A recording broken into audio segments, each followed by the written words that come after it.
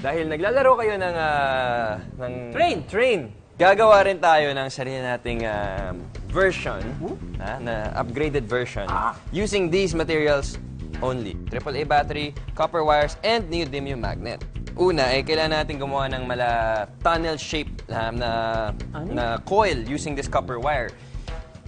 So, gagamitin ko lang itong pentel pen. Marker pen. Kakoil lang natin siya ng ganyan. Okay. Okay, ganyan-ganyan lang yan. Okay. Pag mas mahaba pa yan, pagdidikit-dikitin para medyo dense siya. Okay, ganyan lang. Tapos pahahabain natin para maging ganito siya. Ayan. Wow! Ang cute! Parang spring. So, meron din tayong maliit na washer dito. Washer. Lalagay natin dito sa taas ng AAA battery natin. And then, yung magnet, tatapat natin dyan. Ganyan. Okay.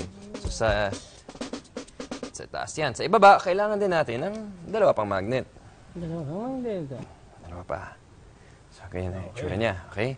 Dalawang magnet sa taas. May washer dito. Dalawang magnet sa ibaba. And then, ilagay natin dito sa ating relays. Start. Yan na. Oh! Gumagalaw ah! Gumagalaw yan. Wow! I believe! Oh, diba? Tuloy-tuloy lang siya.